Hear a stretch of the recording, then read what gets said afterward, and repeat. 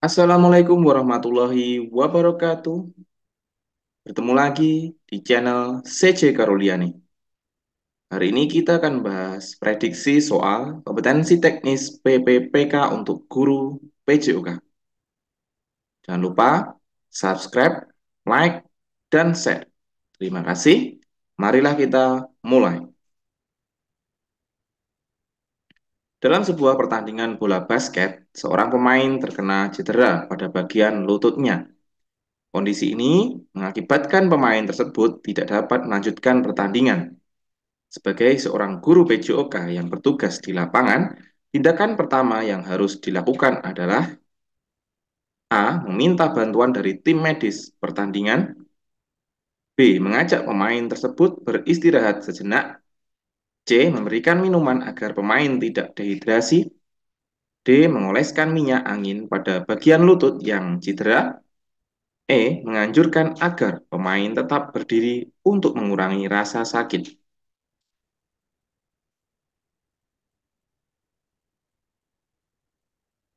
Jawaban yang benar adalah A. Meminta bantuan dari tim medis pertandingan. Alasan memilih jawaban A karena satu, prioritas utama adalah keselamatan pemain. Cedera lutut bisa serius dan membutuhkan penanganan medis profesional. Menunda pertolongan medis dapat memburuk cedera. Dua, tim medis pertandingan memiliki pelatihan dan peralatan yang tepat untuk menangani cedera. Mereka dapat menilai tingkat keparahan cedera, memberikan perawatan awal, dan memutuskan apakah pemain perlu dibawa ke rumah sakit. Tiga, guru PJOK mungkin tidak memiliki pelatihan yang memadai untuk menangani cedera serius. Memberikan pertolongan pertama yang tidak tepat dapat memperburuk cedera. Meminta bantuan dari tim medis pertandingan adalah tindakan yang bertanggung jawab dan memastikan bahwa pemain mendapatkan perawatan yang terbaik. Jadi, nomor satu kunci jawabannya adalah A. Meminta bantuan dari tim medis pertandingan.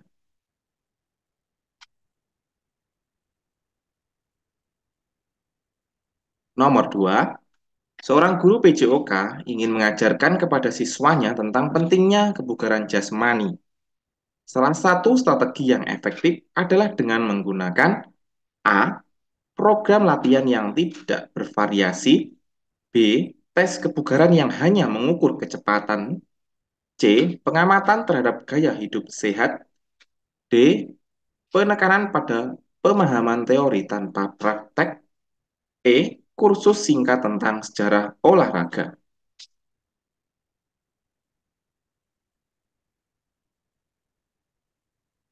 Jawaban yang benar nomor dua adalah C. Pengamatan terhadap gaya hidup sehat. Alasan memilih jawaban C, satu, observasi gaya hidup sehat memungkinkan siswa untuk melihat secara langsung bagaimana kebiasaan sehari-hari mereka mempengaruhi kebugaran jasmani. Hal ini dapat membantu mereka memahami hubungan antara pilihan gaya hidup dan kesehatan fisik mereka. Dua, pengamatan dapat dilakukan dalam berbagai konteks seperti di kelas, di rumah, dan di komunitas. Hal ini memungkinkan siswa untuk belajar tentang kebugaran jasmani dalam kehidupan nyata. Tiga, pengamatan dapat mendorong siswa untuk menjadi lebih sadar tentang pilihan gaya hidup mereka dan membuat perubahan positif. Jadi kunci jawaban nomor dua yang benar adalah C, melakukan pengamatan terhadap gaya hidup sehat.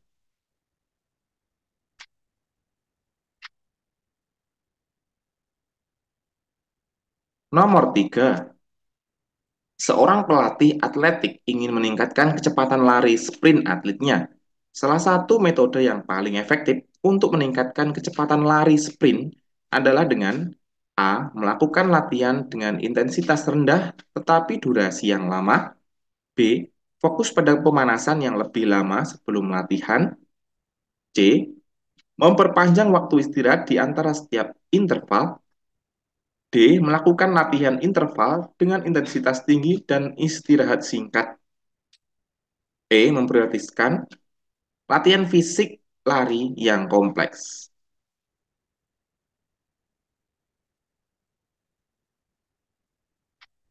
Jawaban yang tepat adalah D. Melakukan latihan interval dengan intensitas tinggi dan istirahat singkat. Alasan memilih jawaban D, satu, latihan interval dengan intensitas tinggi adalah jenis latihan yang sangat efektif untuk meningkatkan kecepatan lari sprint. Latihan ini melibatkan interval singkat lari sprint dengan intensitas maksimal, diselingi dengan periode istirahat singkat. Latihan interval dengan intensitas tinggi, singkatan HIIT, membantu meningkatkan VO2 max, maksimum konsumen oksigen pada tubuh, yang merupakan indikator penting dari kapasitas aerobik dan daya tahan. Peningkatan VO2 max memungkinkan pelari untuk berlari lebih cepat selama periode waktu yang lebih lama. HIIT juga membantu meningkatkan kekuatan dan daya tahan otot, yang penting untuk menghasilkan tenaga yang diperlukan untuk berlari sprint dengan cepat. Yang keempat, istirahat singkat di antara interval memungkinkan pelari untuk mempertahankan intensitas tinggi selama latihan. Hal ini penting untuk memaksimalkan manfaat dari latihan HIIT. Jadi, kunci jawaban nomor 3 adalah melakukan latihan interval dengan intensitas tinggi dan istirahat singkat, yaitu D.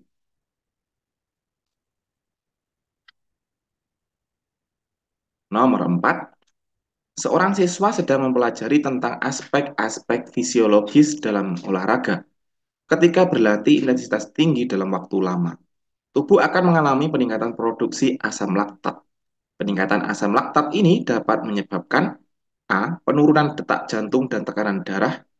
B. Peningkatan kapasitas aerobik otot. C. Meningkatkan pemulihan otot setelah latihan. D. Menyebabkan kelelahan otot dan penurunan performa. E. Mengurangi resiko cedera pada ligamen dan tendon.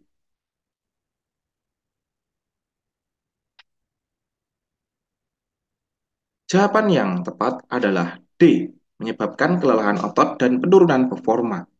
Alasan memilih jawaban D, karena satu, asam laktat adalah produk sampingan dari metabolisme anaerobik yang terjadi ketika tubuh tidak memiliki cukup oksigen untuk menghasilkan energi secara aerobik.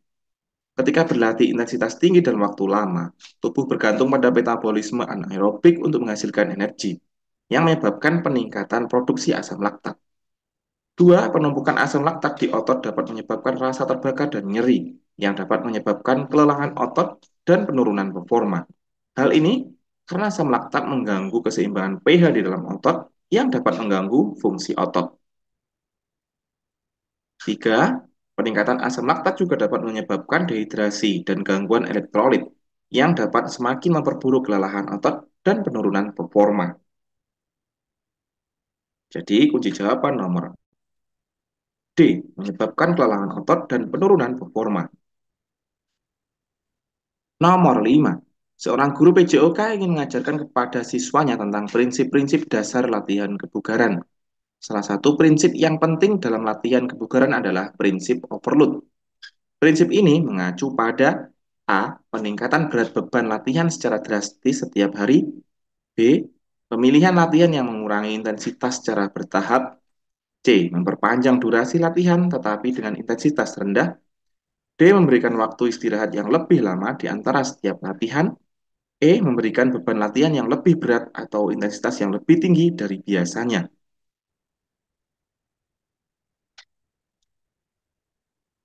Jawaban yang tepat adalah E. Memberikan beban latihan yang lebih berat atau intensitas yang lebih tinggi dari biasanya.